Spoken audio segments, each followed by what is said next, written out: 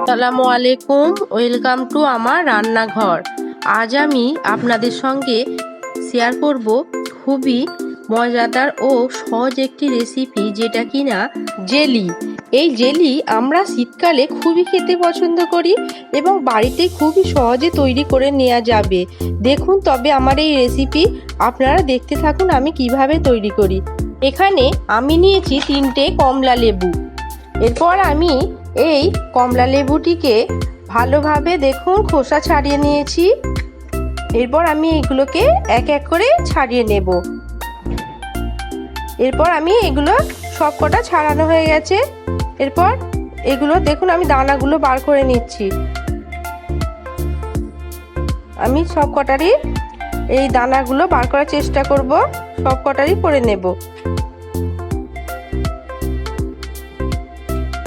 এরপর সব কটা দানা বার করা হয়ে গেলে আমি একটি মিক্সারে সব লেবুগুলোকে এইভাবে ঢেলে নিলাম। এরপর আমি লেবুগুলোকে মিক্সারে মিক্সিং করে নেব। দানাগুলো ছাড়িয়ে নিলাম, কারণ দানাগুলো থাকলে মিক্সারে মিক্সিং করলে একটু তেতো হয়ে যাওয়ার সম্ভাবনা থাকে। আপনারা চাইলে ছেঁকনিতেও করে নিতে পারেন হাতের সাহায্যে। আমি মিক্সারে করে নিলাম। এরপর আমি হাতের সাহায্যে একটু বার করে নেব রসটাকে। একটু ভালোভাবে নিংড়ে এইভাবে রসগুলোকে বার করে নেব। কমলা লেবুর রসগুলো বার করা প্রায় আমার হয়েই এসছে। এরপর আমি এখানে একটা প্যান বসিয়ে নিয়েছি, ফ্রাই প্যান। এরপর আমি রসগুলোকে এর মধ্যে ঢেলে দেব, সবটাই রস ঢেলে দেব। ওভেনটি হাই ফ্লেমে করে দিলাম, লো ফ্লেমে ছিল। এরপর আমি একটা হাতার সাহায্যে ভালোভাবে নেড়ে নিচ্ছি। এরপর আমি এখানে অ্যাড করব চিনি। দেখুন ছোট কাপের 1 কাপ আমি চিনি নিয়েছি। এখানে একটি হাতার সাহায্যে ভালোভাবে নেড়ে দিচ্ছি। চিনিটা ভালোভাবে মিক্স হয়ে গেলে এরপর আমি এখানে দিয়ে দেব ফুড কালার। এটা অপশনাল, আপনারা দিতে পারেন নাও দিতে পারেন। এটি দিলে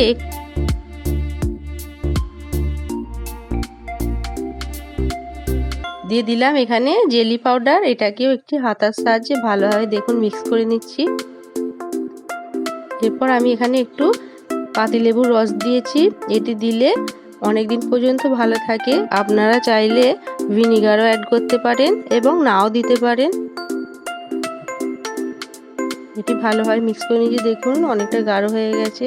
এবার আমি একটা কাঁচের বয়েমে গরম থাকতে থাকতেই এই জুসটাকে ঢেলে নেব।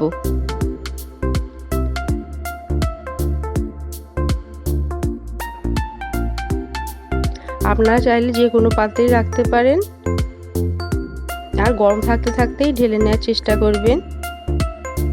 এরপর আমি এটা রেখে দিয়েছিলাম 7-8 ঘন্টার মতো ফ্রিজে রাখার পর এটা বার করেছি। দেখুন কতটা টাইট হয়ে গেছে। আপনাদের একটু দেখিয়ে দিই, দেখুন কত সুন্দর দেখতে হয়েছে, খেতেও তেমন টেস্টি। আপনারা বাড়িতে বানিয়ে দেখবেন, খুবই সহজ একটি রেসিপি, বাচ্চাদের খুবই ভালো লাগবে। এই শীতকালে জেলি আমাদের খুবই ভালো লাগে। আর হ্যাঁ বন্ধুরা, আমার এই ভিডিওটি ভালো লাগলে লাইক এবং শেয়ার করবেন, এবং নতুন বন্ধুদের বলছি সাবস্ক্রাইব করতে ভুলবেন না। এবং যেসব বন্ধুরা আমার আগে থেকেই পাশে আছেন তাদের অসংখ্য ধন্যবাদ।